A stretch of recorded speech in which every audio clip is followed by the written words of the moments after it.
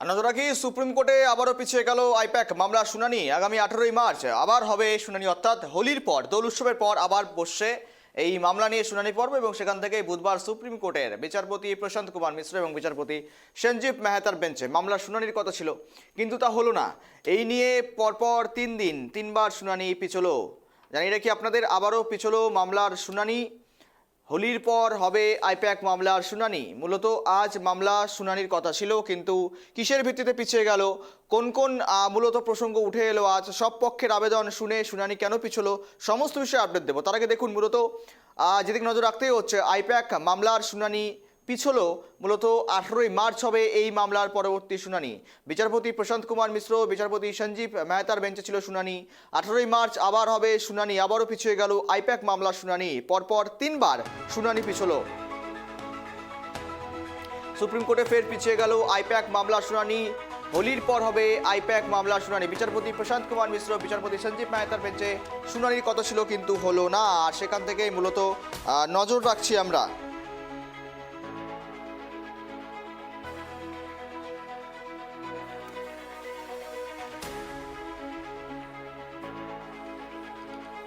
Supreme কোর্টে ফের পিছিয়ে গেল আইপ্যাক মামলার শুনানি। মূলত কিসের ভিত্তিতে শুনানি পিছিয়ে গেল, কোন কোন বিষয়গুলো উঠে এলো, কোন কোন সওয়াল জবাবই বা হলো।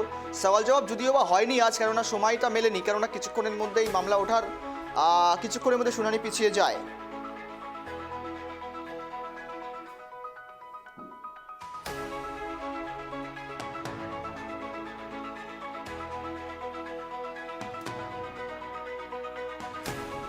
দেখুন, মূলত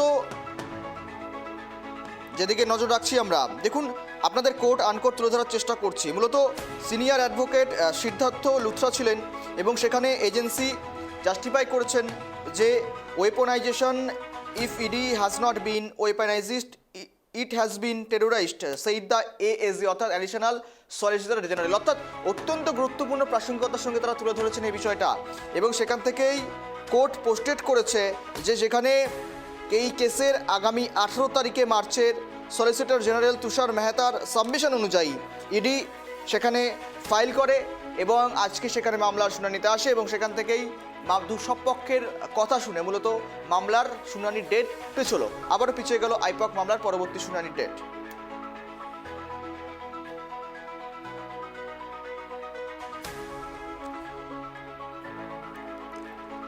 18ই মার্চ আবার হবে শুনানি। মূলত যেমনটা বলছিলাম, সব পক্ষের আবেদন শুনে শুনানি পিছলো।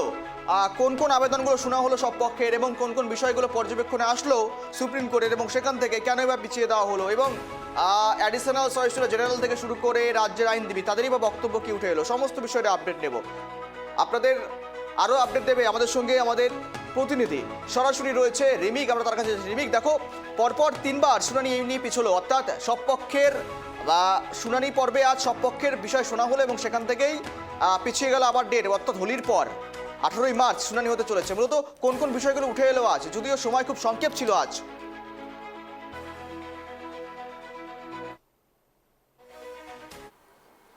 একদমই গৌরব, দেখো এই নিয়ে তৃতীয়বার পিছালো আইপ্যাকে যে ইডির যে তল্লাশি মামলা, সেই মামলার শুনানি।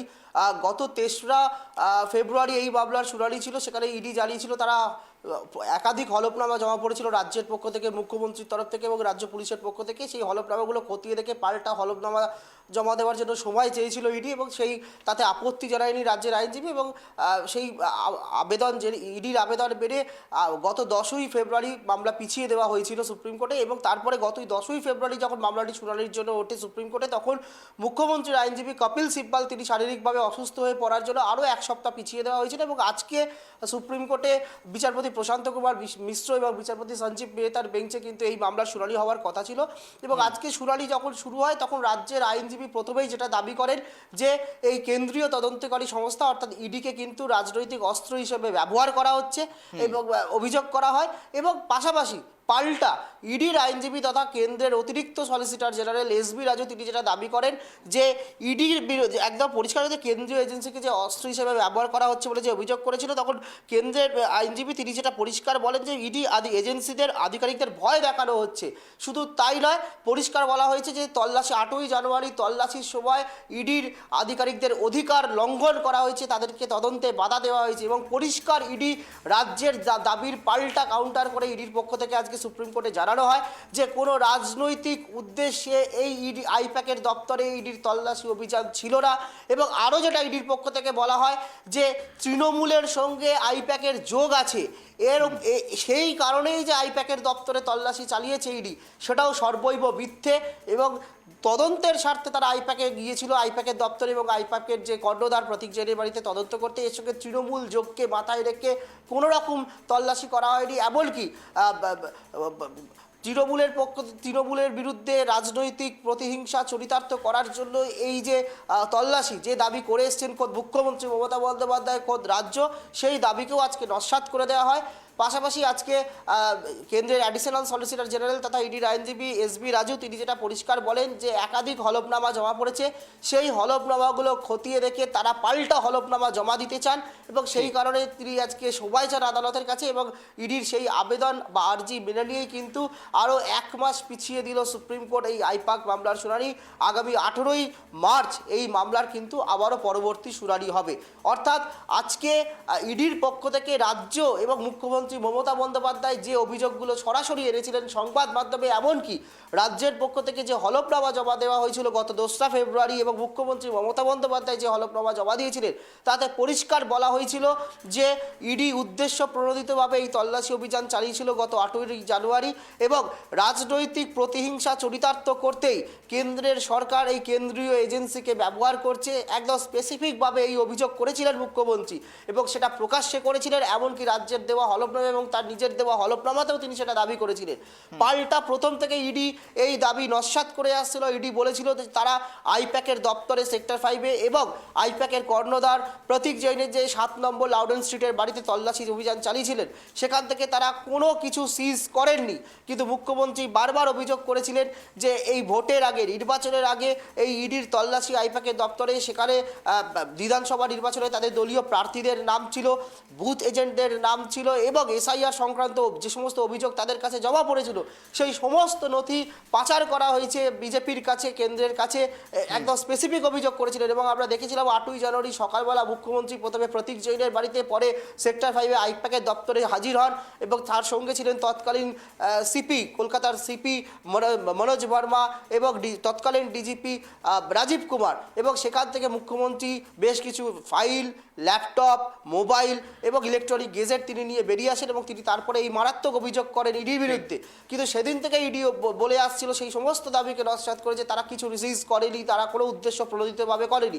এবং সেই দিনই ইডির পক্ষ থেকে কিন্তু কলকাতা হাইকোর্টে মামলা দায়ের করা হয়েছিল। আমরা তারপরে দেখেছিলাম মামলা প্রথম দিন যখন বিচারপতি সুব্রা ঘোষের এজলাসে মামলা ছিল সেদিনকে বিশৃঙ্খলার কারণে মামলা পিছিয়ে যায়।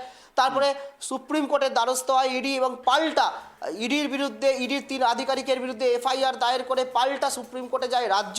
এবং সেইখানে সেই মামলার যেদিন প্রথম দিন শুনানি হয়েছিল সুপ্রিম কোর্টে, তখন সুপ্রিম কোর্ট বলেছিল যে সব পক্ষকে নোটিশ জারি করতে হবে এবং এই যে 2 জায়গায় যে তল্লাশি চলেছিল তার সমস্ত পারিপার্শ্বিক সমস্ত এলাকার সিসিটিভি ফুটেজ, সাক্ষ্যদের বক্তব্য সমস্ত কিছু প্রিজার্ভ করতে হবে, সংরক্ষণ করতে হবে।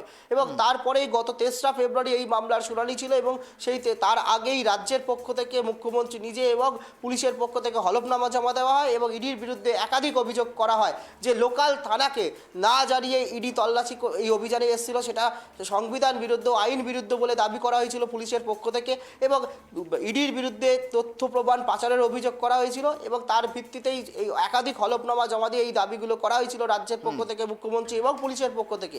তারপরে সেই দিন মামলার ইডি সময় চেয়ে নেয় পাল্টা হলফনামা জমা দেওয়ার জন্য। তারপরে 10ই ফেব্রুয়ারি মামলা ছিল কিন্তু মুখ্যমন্ত্রীর আইনজীবী কপিল সিব্বল তিনি অসুস্থ হয়ে পড়ায় আরও এক সপ্তাহ পিছিয়ে গেছিলো এবং আজকেও কিন্তু ইডি সময় চাইলো পাল্টা হলফনামা জমা দেওয়ার জন্য। ফলে 3বার কিন্তু আইপ্যাক মামলার শুনানি কিন্তু সুপ্রিম কোর্টে পিছলো। এখন দেখার ইডির যে আজকে আইনজীবী তথা additional solicitor general SB Raju আদালতে যেটা বলেছেন যে তারাও রিজয়েন্ডার দিতে চান, অর্থাৎ পাল্টা হলফনামা দিতে চান রাজ্যের পক্ষ থেকে, পুলিশের পক্ষ থেকে, এবং মুখ্যমন্ত্রী মমতা বন্দ্যোপাধ্যায় ইডির বিরুদ্ধে যে সমস্ত অভিযোগ এনেছেন সেই সমস্ত অভিযোগের বিরুদ্ধে পাল্টা ইডি কি হলফনামা দেয় সেটা আগামী এই বুধবারের মধ্যেই তারা জমা দিতে চায়। এবং তারা জানিয়েছেন যে অ্যাডিশনাল সলিসিটর জেনারেল তিনি যেটা জানিয়েছেন যে তাদের পাল্টা হলফনামা তৈরি আছে, তারা আদালতে সেই হলফনামা জমা দেবেন এবং তার জন্য তারা কিছুটা সময় চান। তাদের আর্জি মেনে নিয়ে কিন্তু 1 মাস পিছিয়ে দেওয়া হয়েছে। পাশাপাশি সুপ্রিম কোর্টের প্রথম দিনের শুনানিতেই নির্দেশ ছিল যে এই 3 আধিকারিকের বিরুদ্ধে পুলিশ যে এফআইআর দায়ের করেছিল সেই এফআইআরগুলোর উপর কিন্তু অন্তর্বর্তীকালীন স্থগিতাদেশ প্রথম দিনেই সুপ্রিম কোর্ট দিয়েছিল।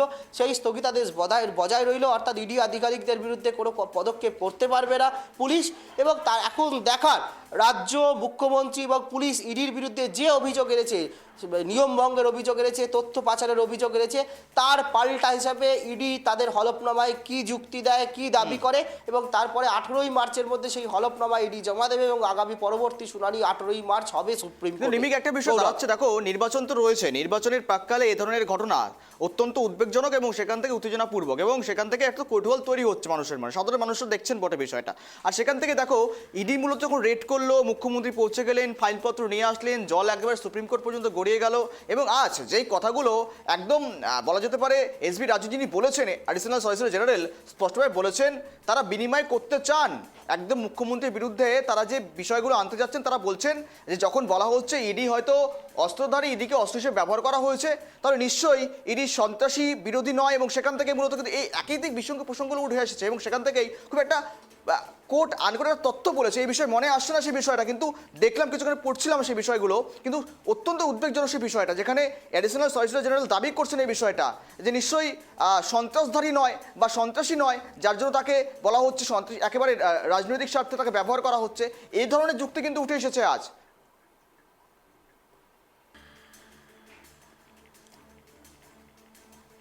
একদমই, দেখো এটা ইডি প্রথম দিন থেকেই বলে আসছে। দেখো একাধিক এখানে কিন্তু এই ঘটনায় কিন্তু একাধিক ফ্যালাসি রয়েছে। যখন ইডি, এটা মাথায় রাখতে হবে, নিয়ম বলছে যখন ইডি কোনো জায়গায় রেড করে বা তল্লাশি অভিযান করে সেখানে কিন্তু ইডির আধিকারিকদের সঙ্গে কিন্তু পর্যাপ্ত কেন্দ্রীয় বাহিনী থাকে।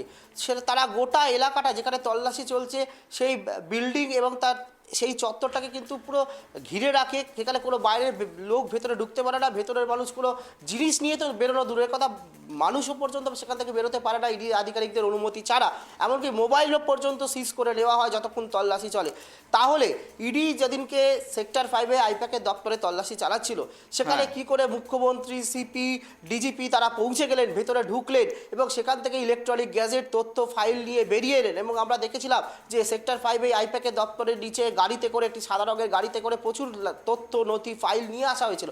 সেই অনুমতি কি করে পেল, কি করে মুখ্যমন্ত্রী বা ডিজিপি বা সিপি বা বিধাননগরের সিপি তারা ঢুকলেন কি করে ভেতরে, সেই প্রশ্ন কিন্তু ইডির বিরুদ্ধেই উঠবে। এবং কেননা গোটা এলাকাটা কেন্দ্রীয় বাহিনী তখন ঘিরে ফেলে। তুমি যেমনটা আওয়াজ দিয়েছিলে এর আগে কথা হচ্ছে তোমার সঙ্গে, তুমি ঠিক যেমনটা বলেছিলে ইডির বিরুদ্ধে একাধিক প্রশ্ন কিন্তু উঠবে। ইডির যে মূলত সাংবিধানিক প্রাবধানগুলো রয়েছে সেই বিষয়ে প্রশ্ন উঠেছে, একাধিকবার উঠেছে সুপ্রিম কোর্টে, ভর্ৎসনা হতে হয়েছে ইডিকে, কিন্তু সেখান থেকে মুখ্যমন্ত্রী কিন্তু বলেছিলেন একটা বিষয় মনে রয়েছে এবং সেখান থেকে গত শুনানিতেও কিন্তু বলা হয়েছিল ইডির যেমন দাবি করেছিল পাল্টা রাজ্যের তরফ থেকে বা রাজ্যের আইনজীবী এবং মুখ্যমন্ত্রীর আইনজীবী তারা কিন্তু বলেছিলেন যে মুখ্যমন্ত্রী মমতা বন্দ্যোপাধ্যায় বা সিপি তারা কিন্তু অনুমতি নিয়েই ফাইলপত্র নিয়ে এসেছেন, এই বিষয়টা উঠে এসেছে, অত্যন্ত গুরুত্বপূর্ণ।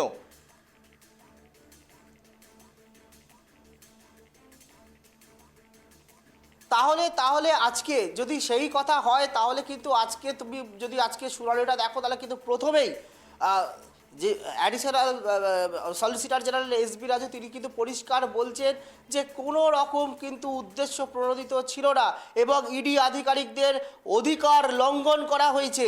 অর্থাৎ অধিকার লঙ্ঘন করা হয়েছে মানে ইডি আধিকারিকদের কাজে বাধা দেওয়া হয়েছে। তাহলে দুটো বিষয় কিন্তু কন্ট্রাডিক্টরি হয়ে যাচ্ছে যে বলা হচ্ছে যে মুখ্যমন্ত্রী অনুমতি নিয়ে জিনিস নিয়ে এসছেন, আর এদিকে ইডির আইনজীবী কেন্দ্রের অ্যাডিশনাল সলিসিটর জেনারেল সুপ্রিম কোর্টে দাঁড়িয়ে আদালতের সামনে দাঁড়িয়ে বলছেন যে ইডি আধিকারিকদের তল্লাশির সময় তাদের অধিকার লঙ্ঘন করা হয়েছে, কোর্ট অ্যান্ড কোর্ট, অর্থাৎ তাদের কাজে তদন্তে বাধা দেওয়া হয়েছে। তাহলে এই দুটো বিষয় মিলছে না কোথাও গিয়ে। সেই কথাই প্রথম থেকে বলা হচ্ছে, এই প্রশ্নটাই বারবার উঠছে যে কি করে বাইরে থেকে কিছু মানুষজন গিয়ে তিনি প্রশাসনিক প্রধান হতে পারেন, তিনি রাজ্যের মুখ্যমন্ত্রী হতে পারেন, যে কেউ হতে পারেন, যখন কোনো জায়গায় ইডি তল্লাশি চালায়। এর আগেও আমরা দেখেছি একাধিক, যখন নিয়োগ দুর্নীতি মামলায় আমরা দেখেছি পার্থ চট্টোপাধ্যায় থেকে শুরু করে একাধিক বিধায়কের বাড়িতে, নেতাদের বাড়িতে কিন্তু তল্লাশি অভিযান হয়েছে। সেখান থেকে কিন্তু কেউ ঢুকতে ভেতরে পারেনি, কেউ বাইরে বেরোতে পারেনি, যতক্ষণ না কেন্দ্রীয় তদন্তকারী সংস্থা সেখান থেকে তল্লাশি অভিযান কমপ্লিট করে যতক্ষণ না সেই জায়গা ছেড়েছেন। ফলে এখানে তল্লাশির মাঝখানে খবর পেয়ে মুখ্যমন্ত্রী, ডিজিপি, দুজন সিপি, তারা পুলিশ আধিকারিকরা ভেতরে ঢুকলেন, তারা জিনিস নিয়ে চলে এলেন। কেন ইডির আধিকারিকরা যদি মনে করেন যে ইম্পর্টেন্ট নথি সরানো হচ্ছে, তাহলে তখনই কেন ইডি বা কেন্দ্রীয় বাহিনী তাদেরকে আটকালেন না, তাদেরকে ডিটেন করলেন না, আটক করলেন না? সেই প্রশ্নের সম্মুখীনও কিন্তু ইডিকে হতে হবে। সেই কারণেই বলছি যে ইডি যে দাবি করছেন, পাল্টা দাবি রাজ্যের পক্ষ থেকে করা হচ্ছে, আরও একটা দাবি রাজ্যের পক্ষ থেকে করা হয়েছে এবং খোদ মুখ্যমন্ত্রীও করেছেন, যে কোথাও তল্লাশি অভিযান করতে গেলে স্থানীয় প্রশাসনকে আগে সেটা জানাতে হয়, সেটা ইডি না জানিয়েই করেছে। যদিও ইডির দাবি তারা নাকি মেল করেছিল, কিন্তু কিন্তু আবার রাজ্য দাবি করছে, পুলিশ দাবি করছে তল্লাশি শুরু হয় সকাল ভোরবেলা থেকে, কিন্তু তাদের কাছে মেল এসছে সকালবেলা 10টা নাগাদ, তাদের কাছে মেল আসে যে অনুমতি চেয়ে বা তারা যাচ্ছে জানিয়ে। ফলে গোটা বিষয়টাই দাবি পাল্টা দাবির ওপর রয়েছে। এই তথ্যগুলো যতক্ষণ না ইডির হলফনামা জমা পড়ছে, ইডি যতক্ষণ না এই সমস্ত হলফনামা যেগুলো জমা পড়েছে সেই হলফনামাগুলো খতিয়ে দেখে ইডির তাদের বক্তব্য এবং দাবি দাওয়াগুলো এবং তাদের কি যুক্তি, তাদের কি অভিযোগ, সেগুলো যতক্ষণ না হলফনামা আকারে কোর্টে জমা দিচ্ছে ততক্ষণ পর্যন্ত কিন্তু এই গোটা বিষয়টায় ধোঁয়াশা থেকে যাবে।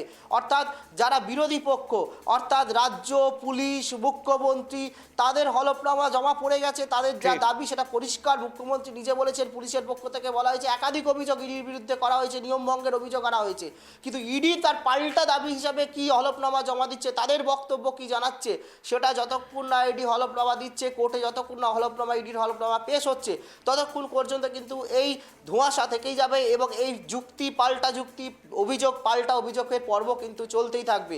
এবং ইডির হলফনামা জমা পড়ার পরেই আগামী 18ই মার্চ কিন্তু সুপ্রিম কোর্ট সমস্ত দিক বিচার করে তবেই কিন্তু এই বিষয়ে আলোকপাত করতে পারবে বা সুনির্দিষ্ট মন্তব্য, পর্যবেক্ষণ বা নির্দেশ দিতে পারবে। তার জন্য কিন্তু 18ই মার্চ অবধি অপেক্ষা করতেই হবে। কিন্তু ইডি এখনো পর্যন্ত যা বলছে, ইডি প্রত্যেকটা রাজ্যের দাবি, মুখ্যমন্ত্রীর দাবি এবং পুলিশের দাবি কিন্তু নস্যাৎ করে দিয়েছে।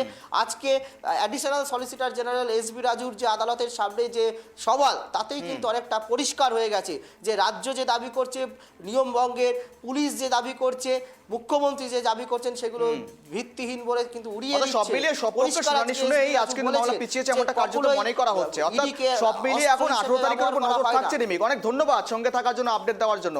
এবং হোলির পর হবে আইপ্যাক মামলা শুনানি। বিচারপতি প্রশান্ত কুমারের বেঞ্চে ছিল এবং সেখান থেকে সব পক্ষের আবেদন শুনে, সব পক্ষের সওয়াল জবাব শুনে মামলা পিছিয়ে গিয়েছে।